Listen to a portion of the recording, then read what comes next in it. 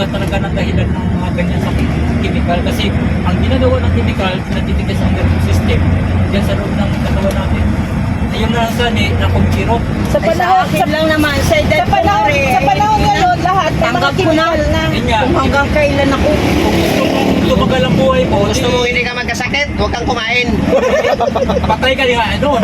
Kaya nga. Patay ka doon. Lahat ng tao. Ito lang yan eh. Ano ba ang binigay Yan, ng may diskusyon ako dito. Yun lang yun eh. Nagdidiskusyon Bakit tayo. kasi binigyan ng Panginoon ng mga matatalinong kaisipan para gumawa ng mga Hindi, sa chemicals? tao na yun. Hindi dapat ano na lang yung kakainin per? Ano bang mga pinaglalaban nyo? Ha? Kaya ang pinaglalaman dito kung paano Yan. gumaling yung sakit ng tao. Ayun. Pag loaded na yung sakit, ano nang kakainin? Bumalik sa natural. Natural. Sa edad ko Oo. naman ang are, ay kung hanggang Are. saan lang yung buhay ko, ay di... Kanere kasi ito. Ang madali lang yan, disiplina sa sarili. Yan. Yan naman ang Hanapin. solusyon doon. Kasi pag ako, kung ayaw mo magkasakit, huwag ka na kumain. Patay ka din. Patay ka. Yun naman ang ano, kung kakain ka, papatay ka, Oo. mamatay ka din. May Kasi puro, pagkain. Pero ang the best talaga, kumain. Alam mo kung bakit? Kumain na kumain. Mamatay ka man, busog. Tama, hindi ka mulat. Katulad ng silya elektrika.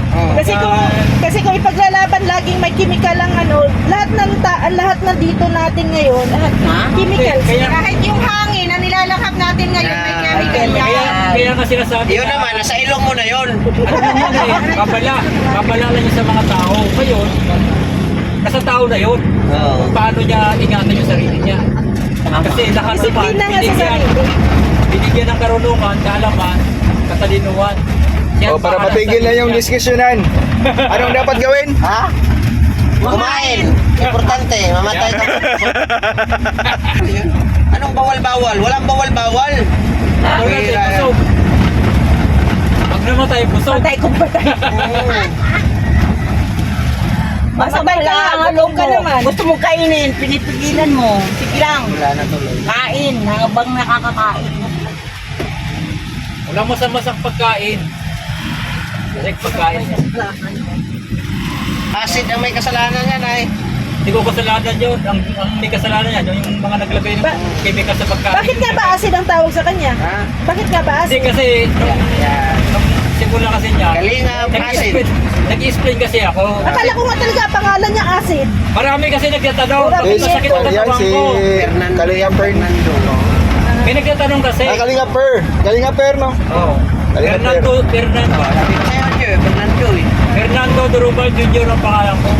Karumal-dumal Junior.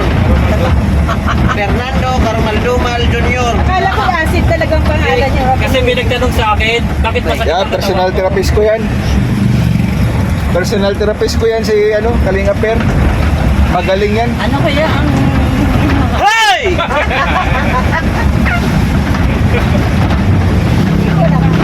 Sanay na yan si Ate Tess pa din. Mamaya, matatanggal yung inso pag gusto dito sa kakalakas ng sigaw. Sanay na yan si Ate Tess. Kung pa, hindi ako inom mo. Hindi yan naiinis. Kuwapa na. Kasi masisira yung esophagus ko. Sana all. Ngayon, mineral. Grabe guys, no? Yan, dinumog po ang feeding program. Uy, grabe. Buwanag sa dilim. Nandyan, starring si Papa Eds, si Jansen, ganda. Yan guys. May feeding program po kayo na nagkanang feeding. Ay, lalong dumadami na yung tao. Dinudumog na tayo guys.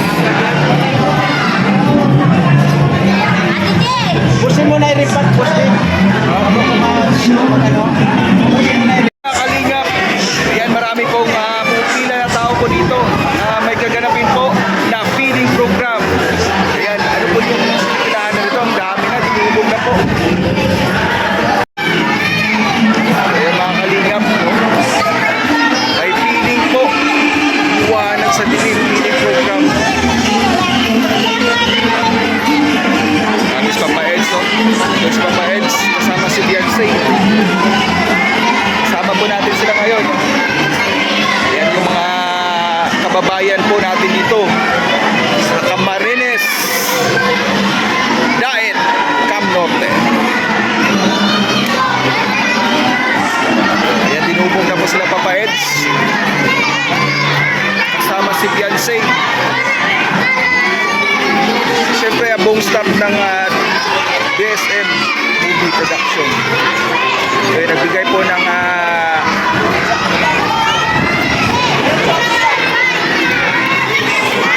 kasiyahan dito sa lugar. Sa talagang umubog na talaga, guys.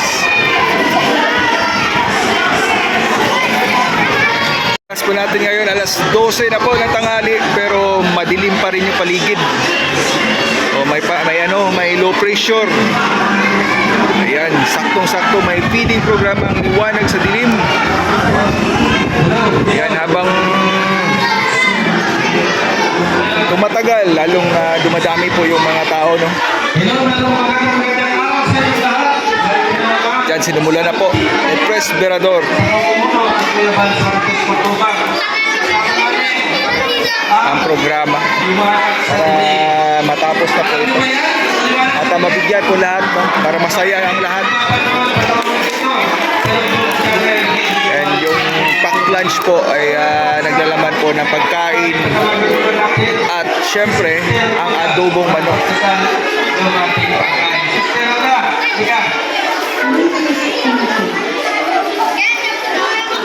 O bago po ang lahat ay ipagpe-pray po muna ni Maraming salamat po sa inyo. Pero bago ni Rodamex Club. magpasalamat tayo sa biyayang Yan, tama po yan. Manalangin muna tayo. Pasalamat sa kay Lord.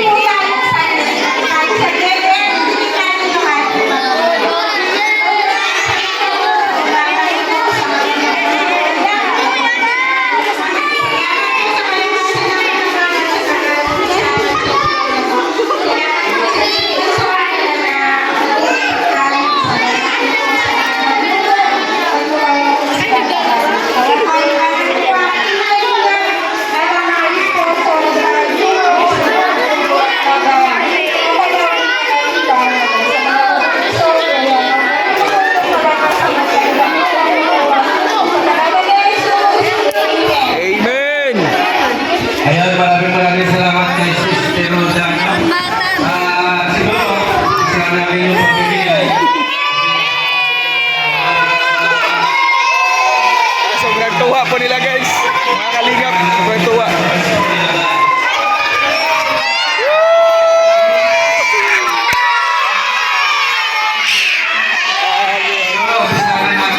Nakakatuwa. Start na po, mga kalingap. Pagbigay po ng pack lunch. Bigay na po ng pagkain. Ayan, makikita mo talaga sa mga mukha, ang mga kababayan po natin dito ay talagang natutuwa. Masaya nakatanggap ng pack lunch. Kahit sa simpleng paraan, ganitong paraan mga kalingap. Yun mga kalingap, simpleng paraan lang po, no? Pero nakapagpasaya po kayo ng mga kababayan po natin dito. Yan, maraming salamat po sa feeding program at sa bumubuo po, no, ng feeding program Liwanag sa Dilim. Maraming salamat po sa sponsors. Ayan po, masaya-masaya po yung mga tao dito. Maraming salamat po.